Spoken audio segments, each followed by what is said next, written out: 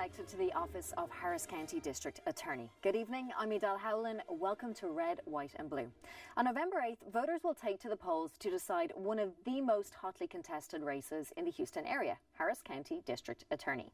Republican candidate and incumbent Devin Anderson is seeking re-election as the county's District Attorney, challenging former Crime Stoppers Executive Director Kim Ogg. The Harris County DA's office impacts the entire Texas criminal justice system, from local law enforcement to state prisons. Both candidates were invited to be on the programme, but incumbent Devin Anderson declined the invitation to join us this evening. So tonight we are pleased to welcome Democratic candidate for Harris County District Attorney Kim Ogg.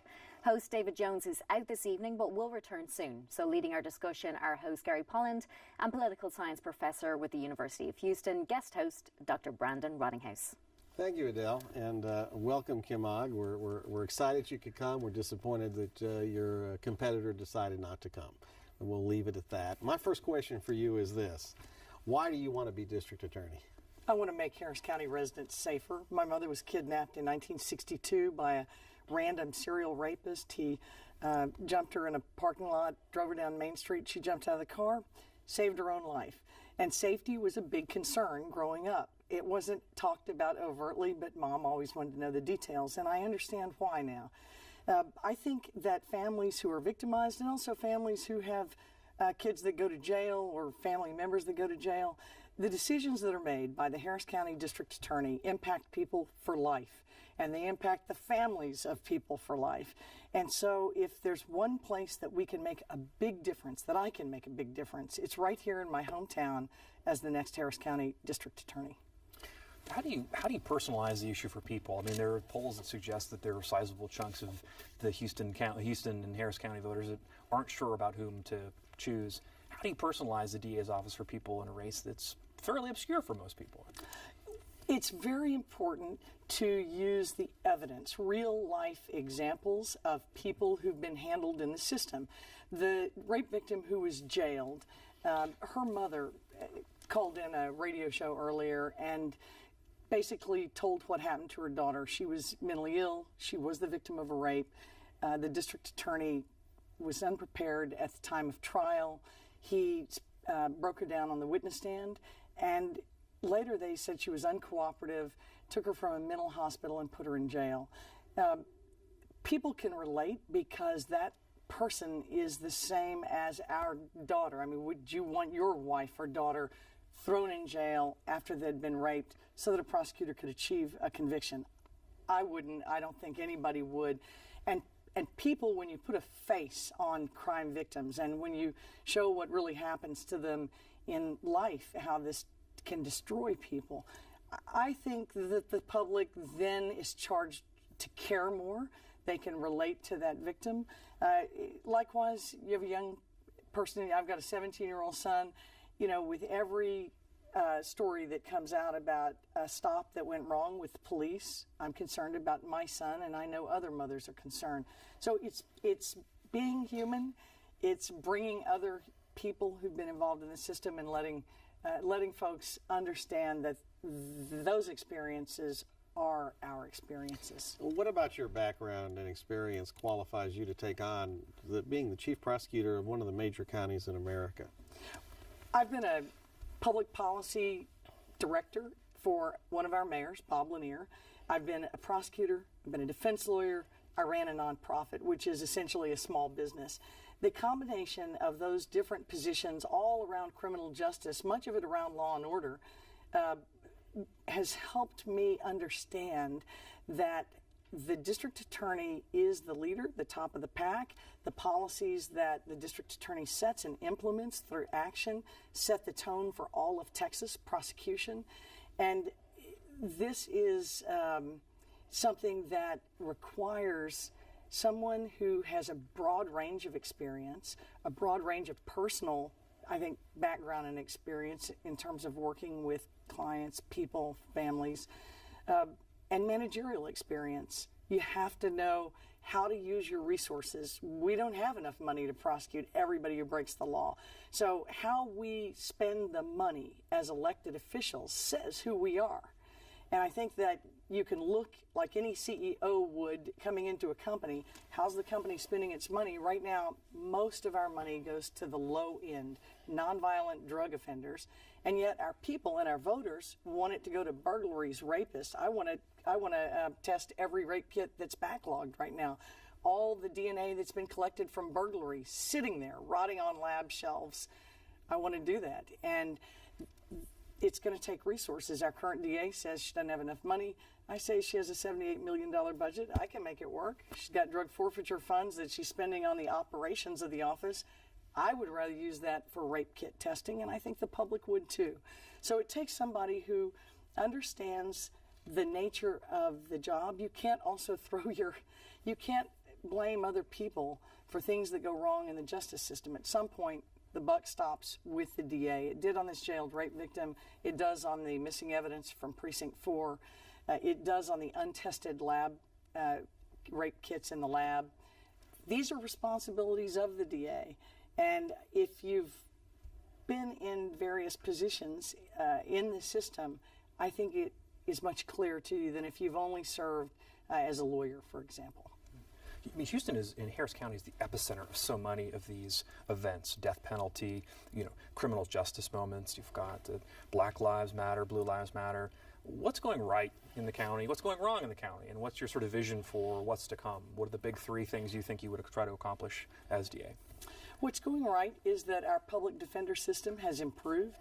In addition to private appointments by judges, we now have a large public defender's office. They do a good job. They have reasonable caseloads, and they're effectively representing people. What we could do better at is bail. Right now, our district attorney generally opposes pretrial bonds. Our judges generally don't issue pretrial bonds, and so we have a jail full of people who are simply awaiting trial but too poor to bond out, while others who are very dangerous get out if they have the money. Those same bail bondsmen contribute to the election campaigns of judges and our elected DA. And I think that's wrong. We need to change that. We're in the middle of a lawsuit that's going to cost it's already costing taxpayers about $250,000 defending this bad bail system. We need to improve that, and we can. There's been some dockets like the Veterans Court docket, the drug court.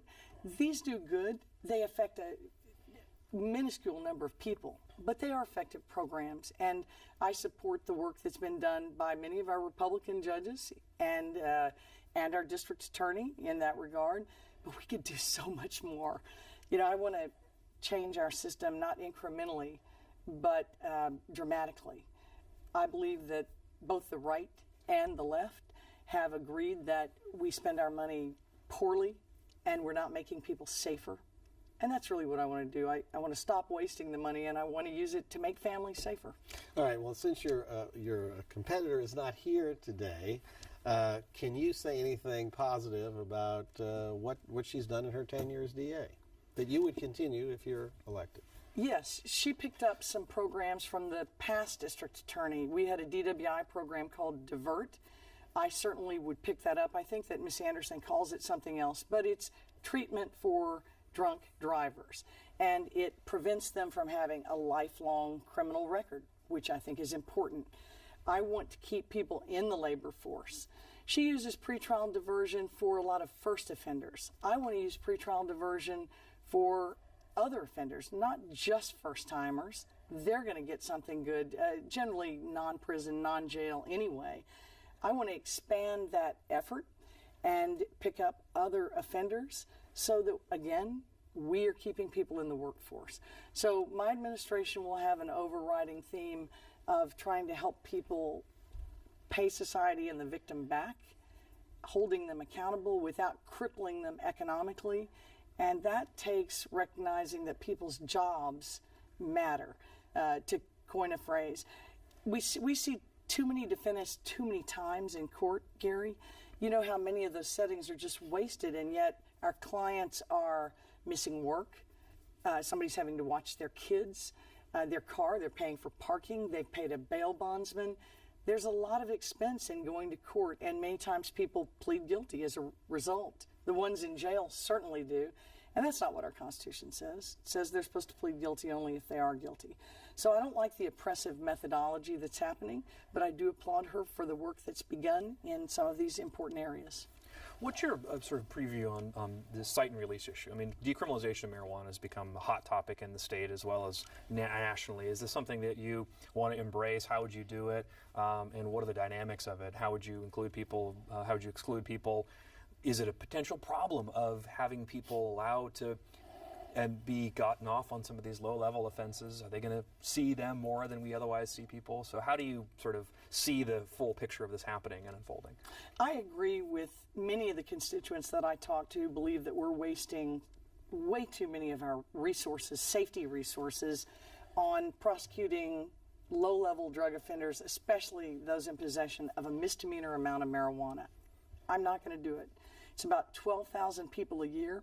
Under Ms. Anderson, she's diverted the first offenders, and I think the program has helped about 2,000 people avoid a record.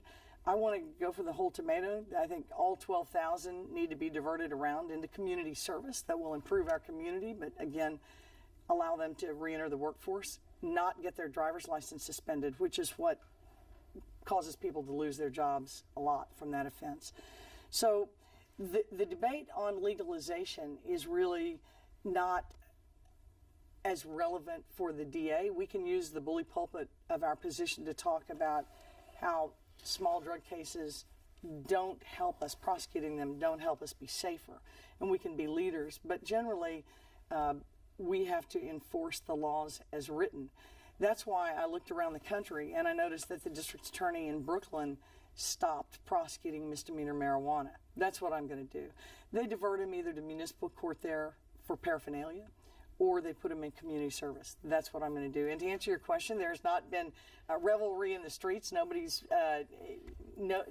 the sky has not fallen. Crime has not shot up.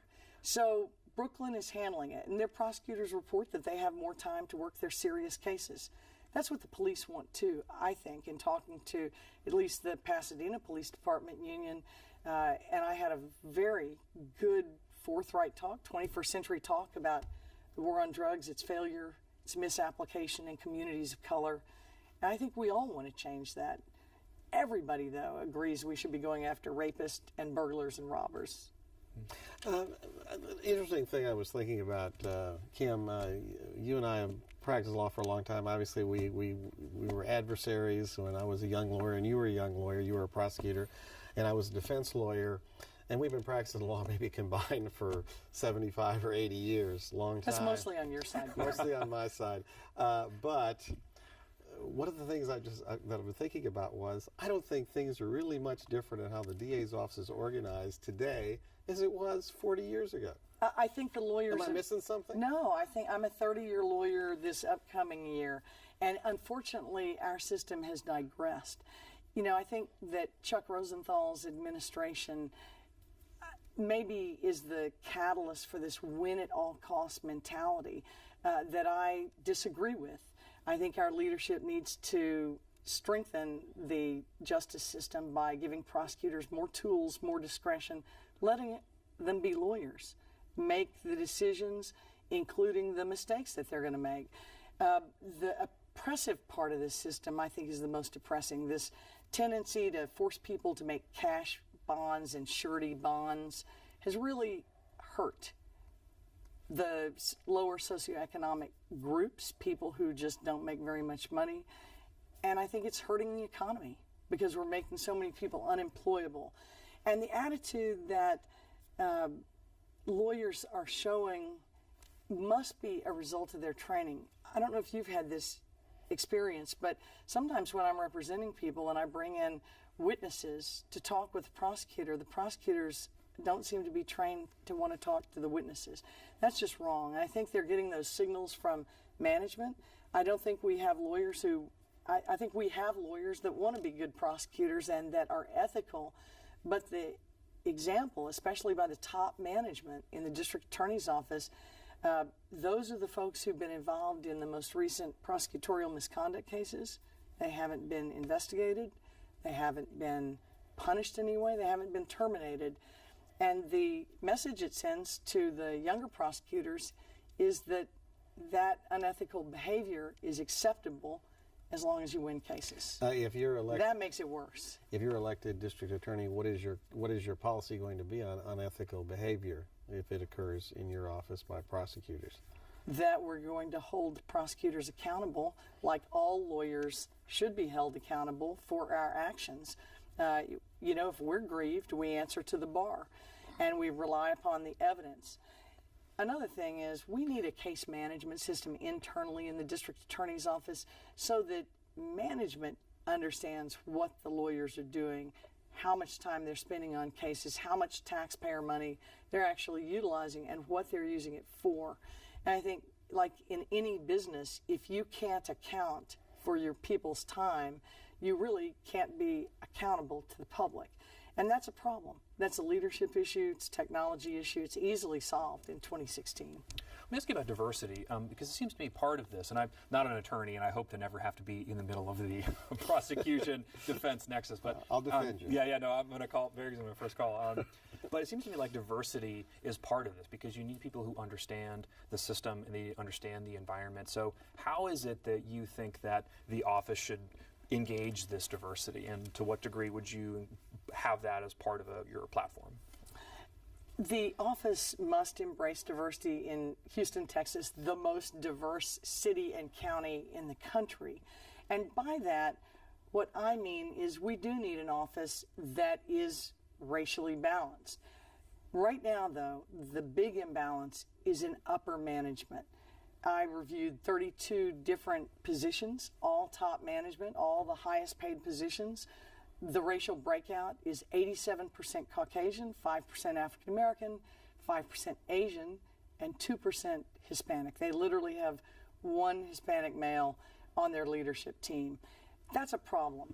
And when decisions are being made by the top people, as it feels they are now, because it's very difficult for younger prosecutors to do anything these days without checking with their chain of command. So when you look at the top of the chain of command, it makes the decisions that are coming down, opposing pretrial bonds, opposing pretrial diversion in many cases, and that sort of old head way of doing things. That's why. That management matrix hasn't changed in decades. Excuse me. And that is a problem. Now, one of the things that, while you're drinking water, which is Thank you, certainly Gary. allowed, one of the things that Got choked up. Devin Anderson has done is she spent a lot of time talking about and trying to implement criminal justice reforms. I mean, that's been her. She's talked about that. I know when you all ran against each other 4 years ago. Was it 4 or 2? 2. 2 years ago. Seems like forever. There was a debate because she was talking about reforms. You were talking about reforms. They were real similar. And I think there was a dispute as to who came up with the ideas originally. But whatever the case is there, she has been working and been in the forefront, I believe, in trying to push these reforms. Why do you believe, or do you believe you'd be more effective than she is in her efforts to push criminal justice reforms in the county? I will be more effective at implementing criminal justice reforms. While they weren't my idea, I was the first to advocate them in 2014. As we've talked about, these ideas came from both the right and the left. And we agree in so many areas that it seemed to me that not just the country, but Harris County, this is the time for reform. What Ms. Anderson has done with bail is propose a 10% reduction each year, or a 10% increase, I think, in the number of pretrial bonds, resulting in a 10% decrease in the jail. I can't keep track of her numbers, but these incremental changes don't keep up with the inflation rate of crime. And we are seeing huge spikes in robbery and burglary. And so reforms are important so that we can get to being better at keeping people safer. We can be better at making sure we have the right individuals charged. We can be better at giving them fairer trials so that their convictions stand. And where we've made a mistake, I think it's really important that the leaders in criminal justice admit there was a mistake, apologize to the people who've been harmed, and go back to the drawing board and get it right. So while, again, I think Ms. Anderson has implemented some reforms, they're tiny, we can do so much more. There's 115,000 cases being filed every year. That's a lot of people to convict just because we can, Gary. So I want to give the prosecutors the opportunity to use pretrial diversion, to use DWI divert, and to expand the options that they have by using a community service model for marijuana offenders and maybe later for small-time crack cocaine offenders that keeps people safe, lets the people be held accountable, and moves them through the system. Well, one of the issues that has come out, and not necessarily in this campaign, but came out in the spring, was the District Attorney's Office investigation of Planned Parenthood and Right to Life activists. And as a result, a grand jury indicted 2 Right to Life activists, which caused lots of anguish and upset among the Right to Life community. The cases were ultimately dismissed. Do you have any thoughts or comments on what happened with that case and the process that allowed it to occur? I do, Gary. You and I have talked extensively about the criminalization of politics. And I think, Brandon, you probably teach the dangers of criminalizing politics in a democracy like America. So the initial request for the investigation came from our lieutenant governor to our district attorney. We need an evidence-based system. If there was evidence that was sufficient to open an investigation, then it should be done. And only our district attorney knows what the evidence was that she saw. Interestingly, though, she didn't prosecute the Planned Parenthood case as contemplated, I guess, by the rest of us. She indicted the 2 activists on basically a violation of a California law. And it took on a political tone. And when that happened, then we saw a lot of political rhetoric around it, a lot of politicization of that issue. And ultimately, 2 judges found that the district attorney's office hadn't drawn up the charges correctly, and they were dismissed, really without a peep from her office. If they were incorrectly drawn and she believed the crime had occurred, then the indictments could be brought forth again. I'm personally glad that she didn't. I think that those actions around that event were sufficiently overly politicized all over the country, and I wish Harris County had stayed out of it. With the remaining time we have left, I want to tackle an issue that's of minor consequence. That's the death penalty, right? This is something that Harris County has been lambasted for. Is this, where do you come down on the death penalty? Do you think that the kind of reforms that have been put into place, the kinds of projects that have been tried are sufficient? What would you do in terms of handling this from your side of the equation, the DA's office? I think when friends of mine and colleagues of mine from outside the state of Texas look at Harris County's death row population and see that it is 100% African American, that sends a terrible message nationwide as to who we're prosecuting. It also shows with so many Harris County defendants on death row that we're a very dangerous county. Well, this is terrible for our image nationally and for our economy. But most importantly, in those cases, we are seeing prosecutorial misconduct findings by trial judges on habeases that really make my hair curl as a constitutionalist. You cannot hide evidence. In fact, our courts since 1963 have said prosecutors must turn over evidence that could show someone's innocence. And we have a situation where our district attorney has defended misconduct case after misconduct case, some by lawyers employed by her, some by lawyers from the past. But when you defend something as the chief law enforcement officer of the county, you've embraced it. And so getting it right on death penalty cases is the most critical part when the government's going to take a life. And I just think we've seen way too much use of the death penalty, not enough, I think, discussion with the defense about who deserves the death penalty. In the federal system, believe it or not, the defense and the prosecution sit down together, and there's a decision that's made by a group of prosecutors, and I think that's where we're headed in Harris County under a new administration. I do not agree with the premise that the district attorney alone decides who lives and who dies. It smells of Caesar, it's frightening to people, and it sends a terrible message publicly. So I want to change that. Okay, Kim, you got 15 seconds to tell us why voters should vote for you for district attorney. I'm Kim Ogg, and I want to be the next Harris County District Attorney because I truly care about Houstonians and I want to make our families safer. I think we can do that by changing the priorities and getting them off low-level drug offenders Time's and up, on to dear. violent criminals. Well, thank you so much, Kim Ogg. Thank you so much for coming, and we appreciate that. We couldn't have had a show without one showing. Thank you. We got to go, Adele. Sorry. We do. We're done. As we mentioned, DA Devin Anderson declined to join us tonight, but you can find an interview with both DA candidates on our noon radio show, Houston Matters, at houstonpublicmedia.org. Remember, you can catch Red, White and Blue every Friday at 7:30 p.m. here on TV8 and again Saturdays at 6:30 p.m. We also invite you to visit us online and send us your comments. We want to hear what you have to say about the issues that affect Houston. You can submit your comments at houstonpublicmedia.org on Facebook and on Twitter at RWB_8. And don't forget to like us. Thanks so much for watching. Good night.